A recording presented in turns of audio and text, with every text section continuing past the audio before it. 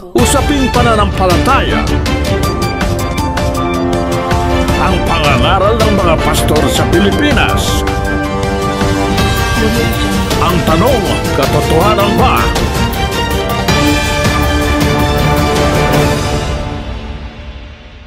Ang mapapanood ninyong video ay ang running debate ng ang dating daan ni Brad Ellie Soriano at ng ang tamang daan ng Iglesia ni Cristo.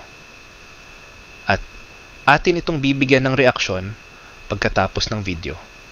Halina at atin ng panoorin. Oo nga pala, ang pag-like ninyo sa inyong pinanood ay malaking suporta na sa aking channel. Hello, Brother Ele. Hello? Opo. Napanood ko kanina, umaatake na naman tong kampo ni boss doon sa kabila, yung antamang daan. Ay magkalapit lang yung UP University saka yung universidad nila dito sa Central. Hindi siguro naintindihan yung sinasabi nyo, nagmumura daw kayo ng gago. Baka pwede nyo ibili yung itong kabila, si Paul saka si Michael Liling nung yung UP Dictionary Tagalog. Opo. Para maintindihan. Gusto niyo ba, Mang Ed? Bibili ko, kayo na magdala. Kung magkano ako bibili, bibigyan ko mga yan. Ito si Paul saka si Michael Liling.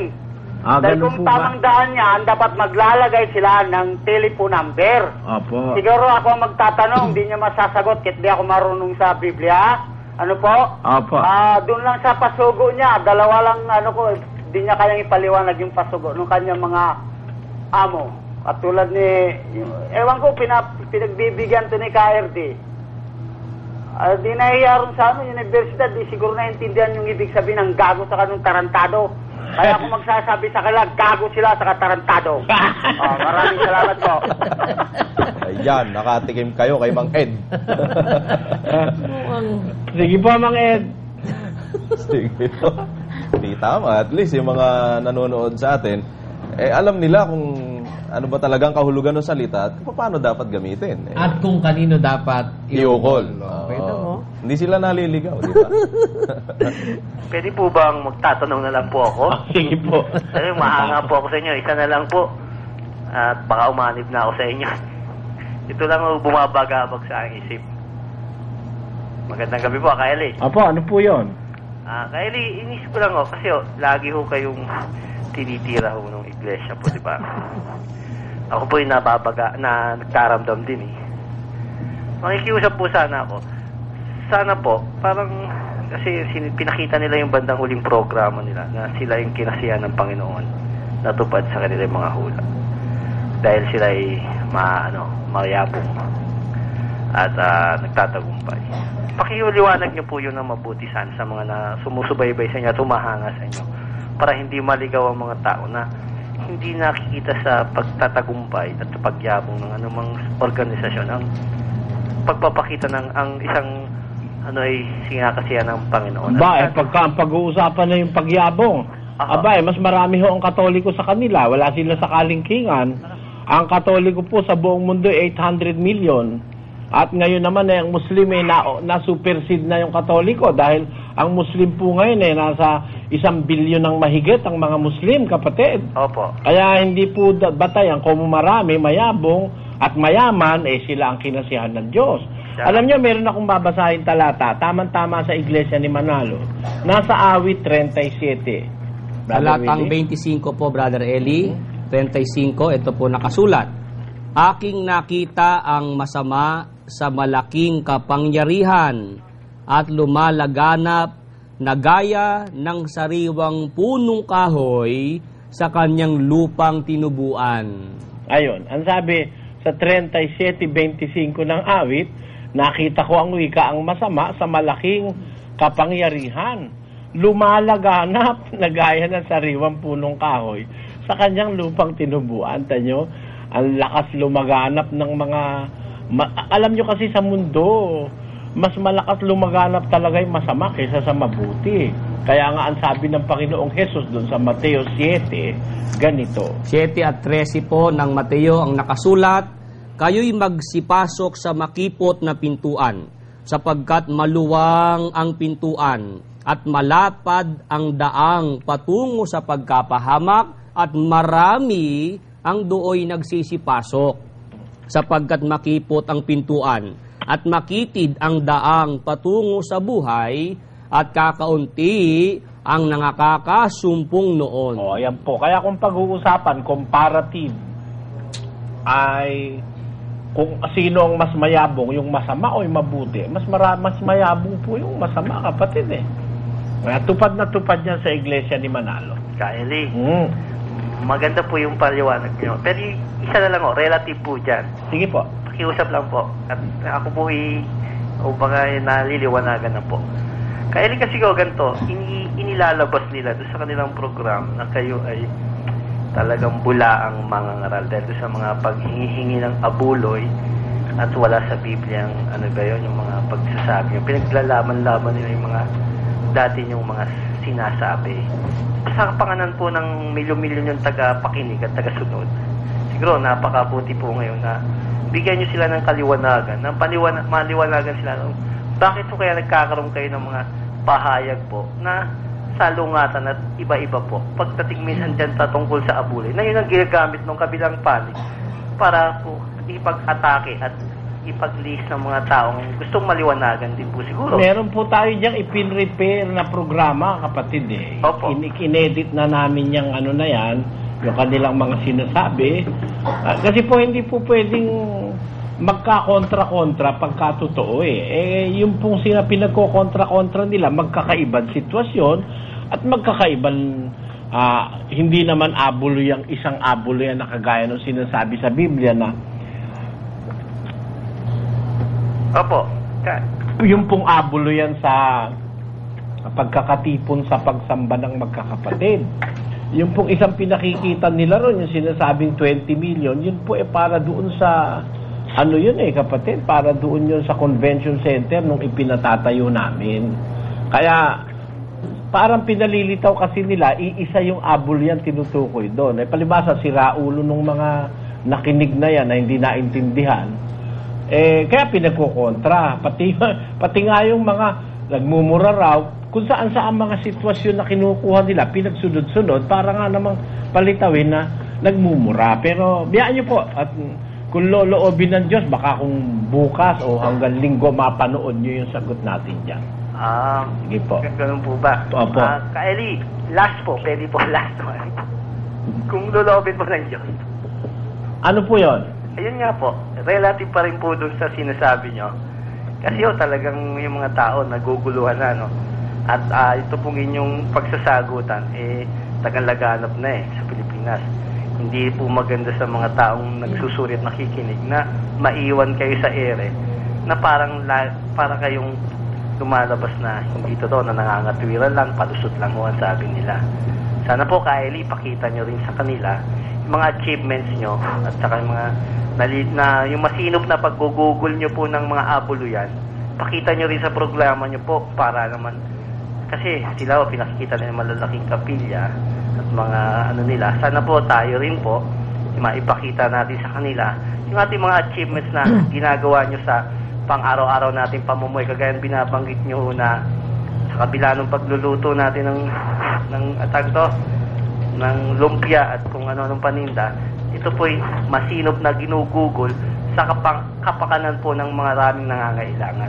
Pwede po ba natin i-picture minsan yung isang episode nyo para ang mga tao po talagang makitang maliwanagan na hindi naman ganun kasama kayo o yung samahan na lahat tayo nagsusumikap na mapalapit sa Panginoon Diyos. Tama po ba yun? Tama po yun, kaya lang hindi po natin hindi po natin mapagsasabay-sabay, kapatid. Siyempre may mga panahon para dyan. Biyaan nyo po at isang araw mapapanood nyo yan. Salamat po sa inyo. Marami po. Naniniwala po ako. Live po kayo. At itong inyong programa ay talagang hindi scripted. Sana po kumilos na ang kamay ng Panginoon na sana maliwanagan ng mga sambayan ng tao kung sino nagsasabi ng totoo. Kasi mayroong mga tao na sinasabi po, religion is a mind game. Laro lang po daw to ng utak para ang tao gamitin ang kanyang pananiwala at pananampalataya. Mapatunayan natin may tunay na Diyos at may tunay na isang reliyon. Salamat po ng marami sa inyo, Kylie. More power to you. Hindi totoo yun na ang religion ay mind game. Siguro dun sa mga Kagaya nung gumagawa ng mga gano'n na parang saywar na kung ano-anong pinagkokontra-kontra, Brother Joseph, siguro sa kanila yung religion, mind game. But for us, religion is the most serious aspect of our lives, Brother Joseph. Saka Brother Eli, yung sinasabi po niya na para maliwanagan yung mga tao, siguro po naman yung mga talagang sumasampalataya at saka sumusubaybay sa atin, maliwanag na po sa kanila yun eh. Kaya nga pati miyembro nila lumilipat sa atin. Hindi na po kailangang ipaliwanag pa yun. Tsaka yung pagpapakita ng mga achievements, kasi hindi po tayo ganun eh. Yung mga ginagawa niyong mabuti, hindi niyo naman pinapaalam sa mga tao yon. Siguro ang pinakamagandang pruweba na pinagugugulan ng abuluyan natin, yung mga programa sa telebisyon, sa radyo, nationwide, worldwide, sa internet, doon po ginagamit lahat yan. Hindi kailangan i-feature kung anong ginawa ni Brad Eli. Kahit ba ipalabas mo na ipalabas yung mga kapilya mo, anong kwenta nun? Napunta sa kapilya, kanino ba yung kapilya kaya nga pinapalabas yung kapilya para puntahan ng tao dahil umuunti na yung nasa loob. Yun nga po eh. At ang pinakamaliwanag niyan, Sis Luz, ang Iglesia ni Manalo takot makipaglaban ng debate sa telebisyon. Yun nga. Yun ang ating masasabi dyan. Kaya kahit ipakita mo yung kapilya mo, yung mga sentral, walang kwenta yan, nananatili pa rin ang katotohanan, naduwag kayo, hindi kayo makakalaban sa diskusyon. At yun, kapatid na Luz, ang ibig sabihin nga ng ating kapatid kanina na ang relihiyon, ang isa dyan ay Iglesia ni Cristo, na merong taktikang mind game dahil sa kinukondisyon nila yung mga tao sa pagpapakita ng kapilya na kung susuriin, hindi naman ipinakita, Brad Josel, kung sinong may-ari ng kapilya. At never kailan dapat sabihin nila na yung kanilang kapilya, yung kapilya yan, atin yan. O kaya naman, kung kanino talaga yan. Corporation soul yan, kaya yan, pag-aari ng pamilya Manalo. Opo, yun nga. Kaya yan, kumbaga, mind conditioning, na ipinakikita yung kapilya. Nandyan yung mga pera ninyo, pero ang question dyan, sino may-ari yan? O, kanino yan? Kasi may karapatan ba kayo dyan? Hindi nga kayo makapasok sa sentral pag walang clearance. Correcto. Kasi kung yan po ay pag-aari ng miyembro sa panahon ng kalamidad at ng mga sakuna, dapat nagagamit yan as evacuation center man lamang. Kaya doon sa Pampanga, yung mga Iglesia ni Cristong miyembro, doon sa compound na pinangangasiwaan ni Brother Eli nagkanlong noong panahon ng sakuna. Doon sa malaking baha noon, Opo. Doon sa Lahar. Nako, punong-puno, mahigit na 1,000 tao yung andun sa ating compound. Meron siguro 30 Iglesia ni Manalo ron. Opo. Ayun. Kaya siguro kung mayroon mang nag-iisip na kagaya ng ating caller na yun ay parang laro lang ng utak, talaga pong mayroong mga taong pinaiikot lang ang mga tao at dinadivert yung utak ng iba para doon lang sa nakikitang hindi naman reality sa iyo. Oo, kasi sa kanila talaga, kasi laro lang yan eh. Laro lang ang relihiyon. Pero sa atin, hindi laro ito, no? Pinamumuhunanan nito ng buhay ni Brother Eli, ng pagod. Sa kanila, hindi ito laro. Sa kanila, parang yung mabuti pa nga stock market, mayroong kang puhunan sa kanila wala, di ba? O bawal namang magtrabaho daw, di umano kapatid na Josel at maabala sa ministeryo. Kaya binibigyan sa kanila yung tulong. Brother Eli, inaano ko lang po kasi yung mga sa kabila po, bakit lagi nila kayong ayaw naman lumaban po sa diskusyon. Ay, utos po ng puno nila yon. Alam niyo yung mga ministro ng Iglesia ni Manalo, para mga robot yan. Opo. Na pinakikilos ng kanilang puno. Ang puno nila nagdidikta kung anong gagawin, pati iboboto nga, yung puno ang nagdidikte, kapatid. Kaya hindi natin sila masisisi, upahan naman kasing mga pastor yan. Upahan, kaya kahit anong ipagawa ng puno, sinusunod naman nila. Ganun po yun. Kasi po ako, nakapag-observe din po ako nung nasa Middle East ako. May mga kasama akong Iglesia ni Cristo. Nakikita ko yung bawal sa kanila, ginagawa rin naman nila eh. Kaya nga hindi ako bumilib eh. Yun nga po. Marami rin silang pinagbabawal, pero puro naman nila ginagawa. At saka pagka natiwalag ka naman sa kanila, pwede ka uling bumalik eh. Oo nga ho. Kaya nga parang sa laula rin namang relihiyon yung ganun eh. Na titiwalag ka, halimbawa, nangalon niya, tapos babalik ka uli. Okay lang sa kanila yun. Oo nga ho. Saka, Brother Eli, nabalitaan ko nga sa kapatid ko eh, na marami pala kayo natutulungan, lalo na yung mga kamembro nyo na walang trabaho. Hindi po alam ng tao yun. Hindi naman ho dapat sabihin pa yun eh, kapatid. Oo nga po. Pero sabi ko, ako, ang bait naman Brother Eli, mga pala walang mga trabaho, natutulungan niya sa ng kabibitan. Hindi po kagaya sa kabila. Wala po akong nabalitaan na ganun.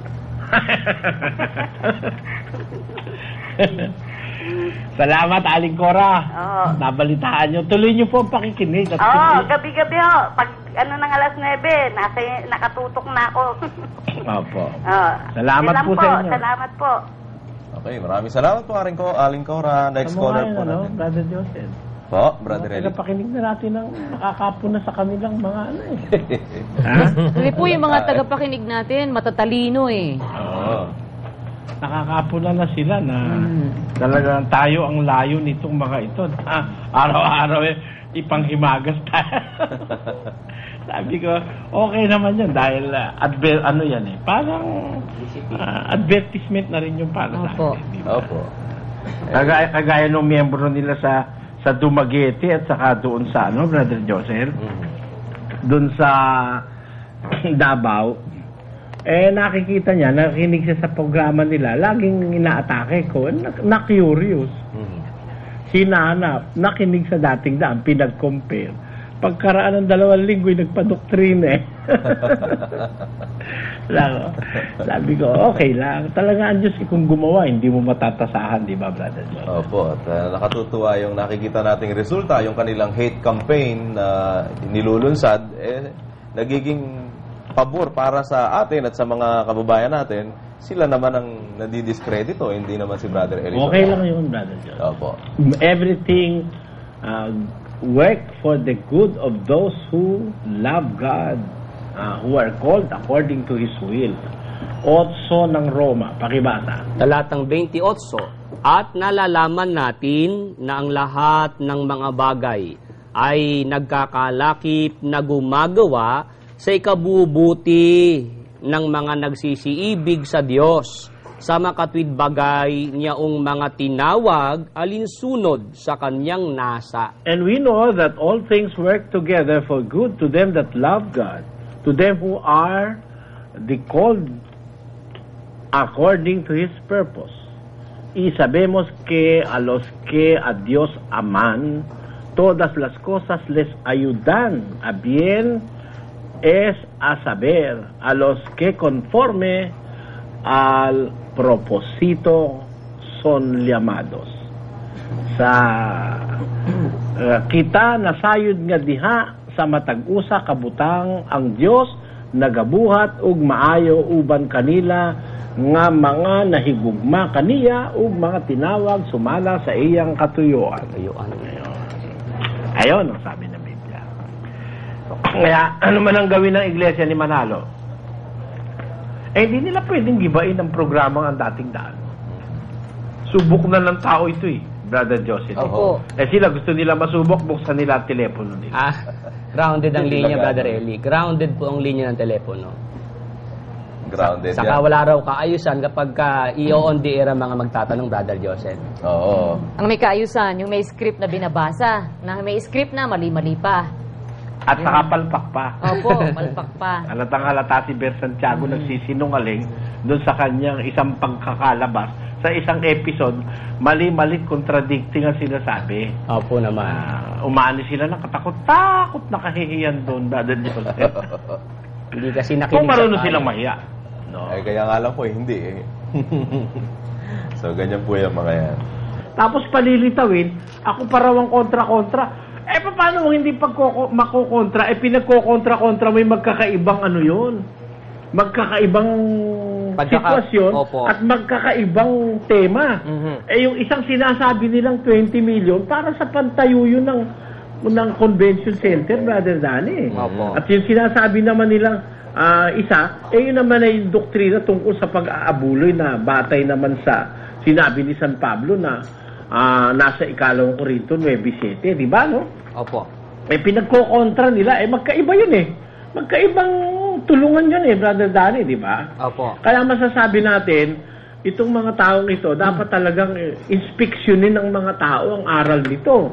Kasi nung una, si Kristo, tinatawag na Diyos. Bandang huli, ang nagsulat nun yung Ama.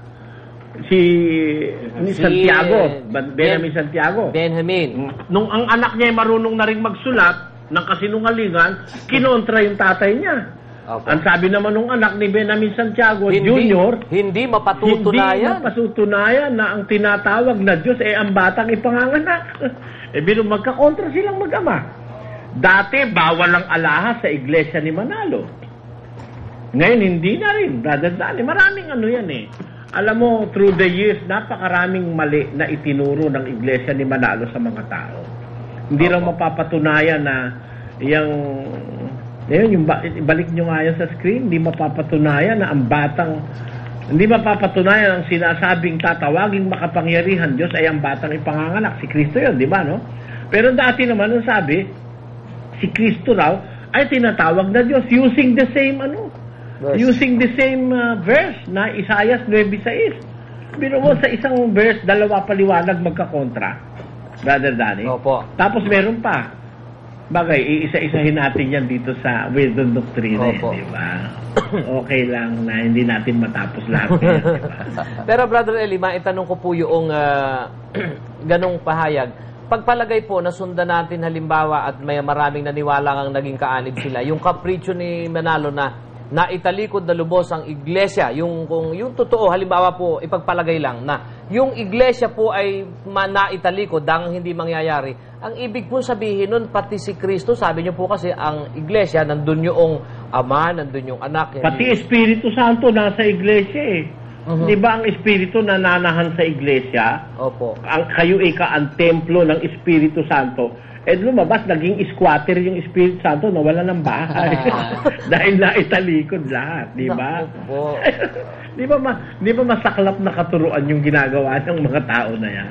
Kasi, tinan mo kung halimbawa, granting without necessarily accepting that the church was really destroyed, o naitalikod, nawala, paano ngayon yun?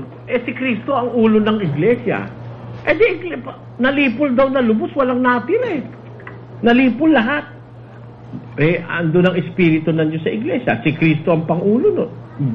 Ang aral ay bahagi ng iglesia, Brother Danny. Opo. Kasi yung iglesia, pag sinabi mo iglesia, pati aral kasama ron, Brother Danny. Tingnan nyo sa 12 ng unang Korinto. Saan sila ngayon kukuha ng aral kung talagang naitalikod na lubos yung iglesia? Anong aral ang kukuha nila? Basahin natin. Ang Diyos ay naglagay ng ilan sa iglesia. Una-unay mga apostol, ikalaway mga propeta, ikatloy mga guro, saka mga himala, saka mga kaloob na pagpapagaling, mga pagtulong, mga pamamahala, at iba't ibang mga wika. Kita mo, andyan na lahat sa iglesia, Brother Danny. Di ba? Opo. Pati aral kasama dyan dahil andyan yung propeta, hindi mo naman maihihiwala yung aral sa propeta, Brother Danny. Kaya ang aral nasa propeta, nasa apostol, nasa mga guro. Tinalikod mo, wala nang natira. Wala na rin aral natira, Brother Danny. Wala naman. Mati. Kaya mga kababayan, itong mga ganitong mga aral, kapatid na Danny, kaya ako sabi ko nga the only sensible preacher in our time, matatagpuan mo dito sa programang ito, si Brother Eli Soriano. Yung mga ganyan, hindi mo mapapakinggan sa ibang mga ngaral Kita mo naman, mga mabababaw na turo nila, tutuosin, Pero magkakakontra pa. Sila na mismo nagsabi, the same writer na, kinukontra pa niya sarili niya. Mag-ama na yun ng writer, nagkokontra pa, nagsasabong pa yung kanilang sinasabi. Lalo nang hindi natin mapapakinggan yung mga lalo pang malalalim na mga katuruan ng banal na kasulatan dito sa mga ganitong klase ng ministro. Pero kay Brother Eli, ayan po mga kababayan, hayag na napapakinggan natin sa ating programa. Sabi ko nga, yun lang kaninang example ni Brother Eli, kapatid na Danny, na, di ba, yung sufferings ng ating Panginoon Jesucristo, totoo yun na talaga naman. Sakripisyo yun Pero yung tiniis ng Ama, little we realize na malaki rin yun at mas malaki yun, totoo siya. Siyempre. Hindi po natin napapakinggan yan sa kahit na alin pa mang mangangaral na ako, ina-assure ko. Dahil ako, kahit pa paano, nagsuri din tayo, Brad Danny, from the Catholic Church, hanggang sa iba-ibang mga ministro. Pero kay Brother Eli Soriano, natututunan po natin ang mga ganitong bagay. Biro mo yun, silang lahat, puro ang focus ganon. Kaya nga sa Katoliko, may Semana Santa eh. At sa pamamaraang ganon, ginugunita daw nila yung kamatayan ng ating Panginoon. Ang tawag doon Passion y Muerte del Señor Jesucristo. Hindi naman masamang gunitain mo yung Passion y Muerte ni Cristo. Pero hindi mo ba namang gugunitain yung pasyon ng ating Ama sa Langit, who suffered equally with His Son. Kaya para kumpleto ang turo, turo mo na pati ang Ama nahirapan din, ang Ama nagtiis din. Pagka sasabihin mo, ang Diyos hindi nagtiis, kulang na turo yun. That is not true. Ang truth is complete. Kaya nga miski sa husgado, pag pinasumpa ka, do you swear to tell the truth and nothing but the whole truth and nothing but the truth? Bakit whole truth? Because the judge or the court cannot assess the case rightfully and equitably without knowing the whole truth and nothing but the truth. Lalo naman sa relihiyon o pangkaluluwa, kapatid na Joseph. Kailangan talagang the whole truth and nothing but the truth ang dapat matutunan ng mga tao. Ako naiisip ko nga, wala naman kasing nagtuturo nun na ibang mga relihiyon na nasabing ang Ama naghirap din. Nagsakripisyo rin. Pero dapat nating ma-realize ang damdamin ng isang ama para sa kanyang anak. Kaya kung ang isang amay nagmamahal sa kanyang anak, gaya ng Ama sa Langit, nahihirapan din siyempre siya nung nahihirapan ng Panginoon Jesus. Nakikita niya yung ginagawa ng katampalasanan ng mga tao sa anak niya. Opo. Napakahirap tiisin nun yung anak mo tinatampalasan, wala naman siyang kasalanan. Yung dapat na managot hindi yun ang nananagot at siya ang nahihirapan. So, yun pong mga point na ganyan, di ba mga kababayan? Kung susubaybay lang tayo lagi kay Brother Eli sa programang ito, mas marami pa pong ganyan At tinitiyak namin sa inyo, dito nyo lang mapapakinggan yan sa programang Ang Dating Daan kay Brother Eli. So, pero sabi ng Iglesia ni Manalo, nangungopia lang daw ako sa saksi niyo. Kalokohan. Brother Joseph, ba't ako mangungopia? Ang batayan ko Biblia. Biro mo ba naman sabi nung si caramel na hindi matamis? Ano daw po? Ba sabi ba naman alam mo kayang si Soriano, yung sinasabi niyang exaltation, mababasa kaya, pero hindi sa Biblia yan mababasa. Sa Book of Mormon mababasa. Hindi rin nababasa sa Biblia yung exaltation, Brother Joseph. Sabi ko, ano ba kaya nga ituro ni Manalo rito, kabubuhan? Para sabihin mo, tiyak na hindi raw mababasa sa Biblia yung exaltation. Sabi ko, napakaraing sita sa Biblia, nagpapakita ng exaltation. At pinagtatawanan pa ako nung sabihin ko, alam mo kako, pag ikaw kako, naging kapareho na ng, naka-attain ka na ng higher plane of being, baka pwede kang pumunta kako sa buwan, pwede sa isang iglap, nandun ka na sa Mars, kinanta ko pa nga yun yung isang kantang Fly me to the moon and let me play among the stars. Let me see what spring is like on Jupiter and Mars. Ayun. It may come into reality someday. Dahil if you will be exalted from being a man, you will be exalted to another kind of being. Pwede ka maglakbay sa kalawakan, gano'n man niyang kalawak, Brother Joseph. You will not anymore be limited by time, matter, and space. The fact that we have a material body, nalilimit ang ating movement because our material body will not survive the vastness and the conditions in space. But come that day when you are exalted from being a man, pwede mong malakbayan di ba? Tama po yun. Pinagtatawanan ako at nasisiraan daw ako ng ulo. Sabi ko, talagang itong mga pastor na ito, walang kamalay-malay sa Biblia. Wala raw yung exaltation. Tingnan nga natin kung walang exaltation aral ang Biblia. Pakibasa ang Filipos, Brother Willie, sa 2:9. Ito po sinasabi dito po, Kaya siya naman ay pinakadakila ng Diyos at siya'y binigyan ng pangalang lalo sa lahat ng pangalan. Ayun. Sabi mo, si Kristo pinakadakila ng Diyos. Ang sabi sa English, wherefore God also hath highly exalted Him. Tamo? Was He exalted or not? He was exalted, brother. He was, Brother Eli. If Jesus Christ was exalted, therefore, the word exaltation is true. Wala raw mababasa sa Biblia exaltation. Ayan si Kristo exalted Di ba? Oo, tamo. May exaltation. Sa tao, magaganap ba yung exaltation na yan? Pakinggan nyo. Sa 1 Corinthians chapter 15, verses 51 up to 54. Narito, sinasaysay ko sa inyo ang isang hiwaga. Hindi tayong lahat ay mga tutulog, ngunit tayong lahat ay babaguhin sa isang sandali, sa isang kisap mata, sa huling pagtunog ng pakakak, sapagkat tutunog ang pakakak, at ang mga patay ay mga bubuhay na mag-uli na walang kasiraan, at tayo'y babaguhin, sapagkat kinakailangan na itong may kasiraan ay magbihis ng walang kasiraan, at itong may kamatayan ay magbihis ng walang kamatayan. Tatapwat, pagka itong may kasiraan ay mabihisan ng walang kasiraan, at itong may kamatayan ay mabihisan ng walang kamatayan, kung magkagayon ay mangyayari ang wikang nasusulat, nilamon ng pagtatagumpay ang kamatayan. Nakita, Brother Joseph? When? Is that not exaltation? Exaltation. Kasabi-sabi ba naman ni caramel na walang tamis? Wala raw mababasa sa Biblia ng exaltation. Yun daw kinopya ko sa Mormons, brother. Meron ba tayo diyang file?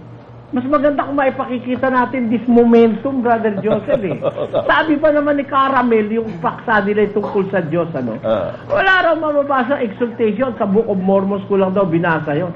Pero mo katarantaduhan yung mga ministro ni Manalo na yan. Nakaliwanag sa Biblia, there is really a process of exaltation. Because Jesus Christ Himself, our Lord, have gone through that process. God has highly exalted Him. And because He was exalted, and given Him a name which is above every name. Therefore, exaltation was experienced by Christ. God has highly exalted Him. Ang tao naman, pwede ba tayo ma-exalt? Sinasabi sa 15:51 of 1 Corinthians, napakamaliwanag nun. Behold, I show you a mystery. We shall not all sleep, but we shall all be changed. In a moment, in the twinkling of an eye, at the last trump, for the trumpet shall sound, and the dead shall be raised incorruptible, and we shall be changed.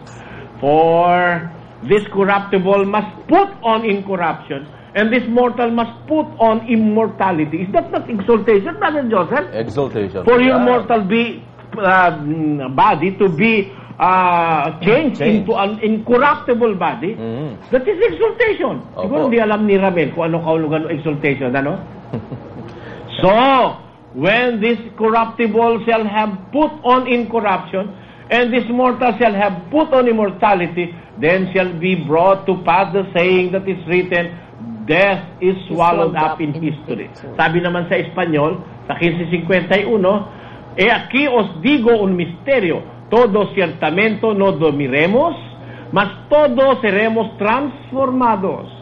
Why? 52.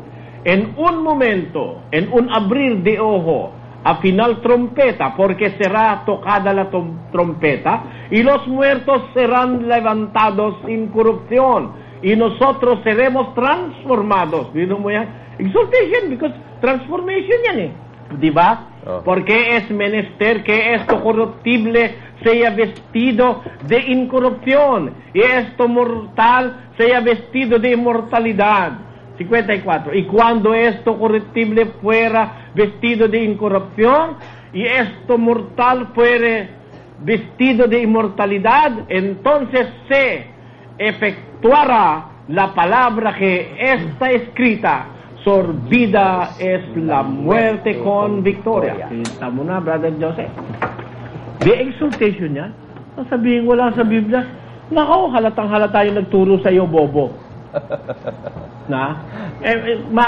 Maganda sana kung maipakita natin ngayon yung Brother Joseph. Play po natin, Brother Eli. Play natin.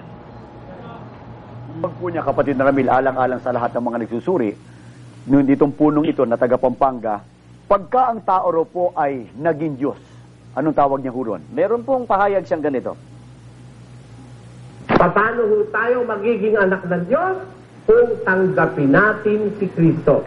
Pag tinanggap natin si Kristo, yung tunay na Kristo ng Biblia, no? Hindi yung Kristo ni Eddie Villanueva sa Canon Beloved Evangelist.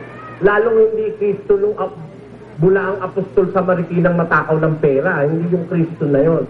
Yung Kristo nasa Biblia.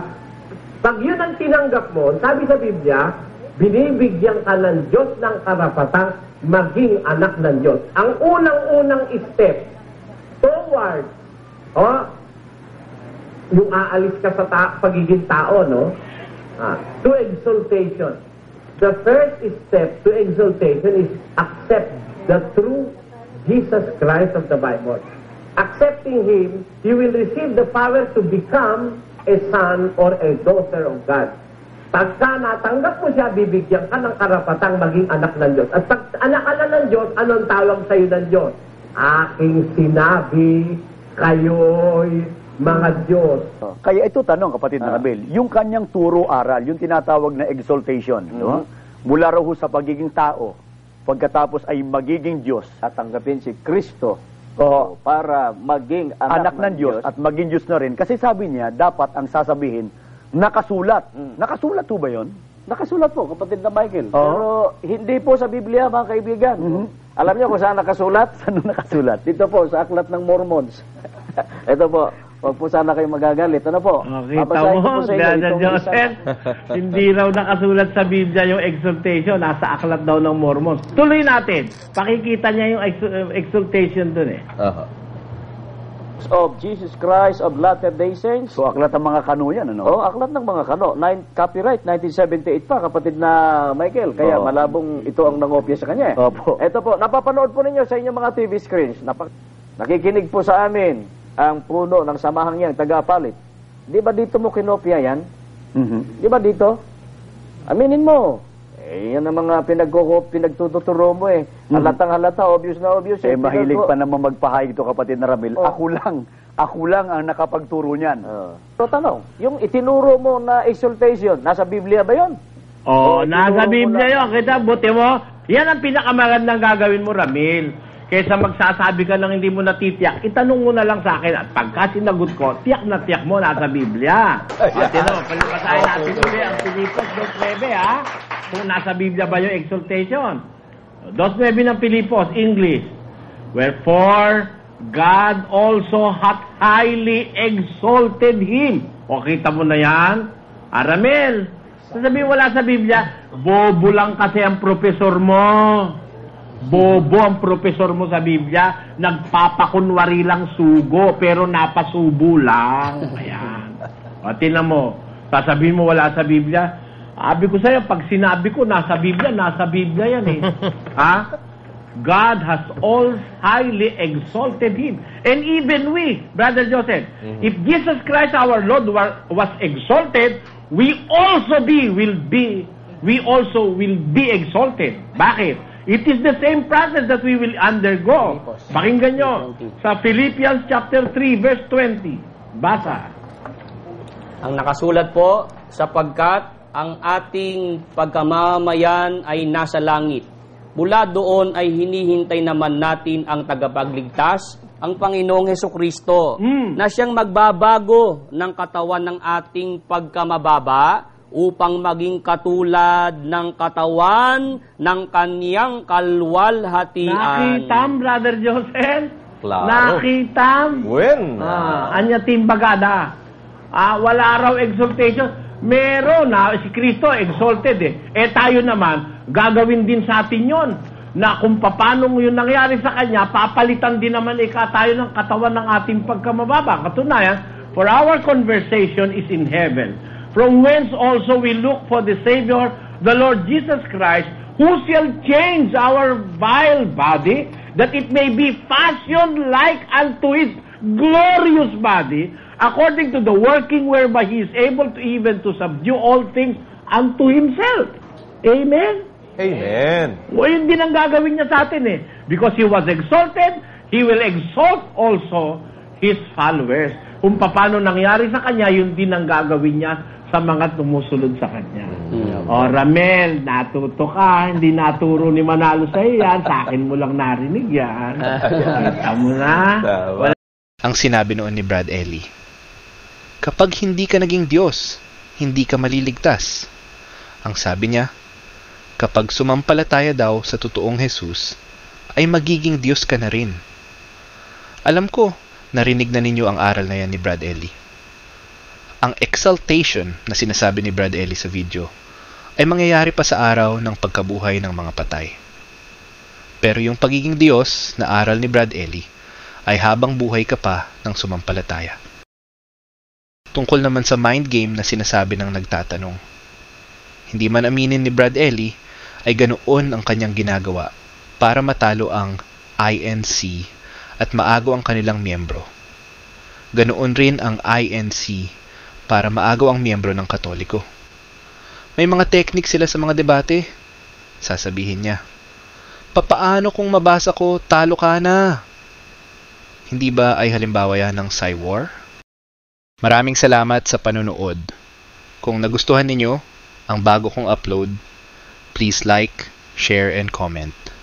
At kung hindi ka pa nagsasubscribe, ay mag-subscribe ka na upang lagi kang ma-notify ng YouTube sa mga bago kong upload.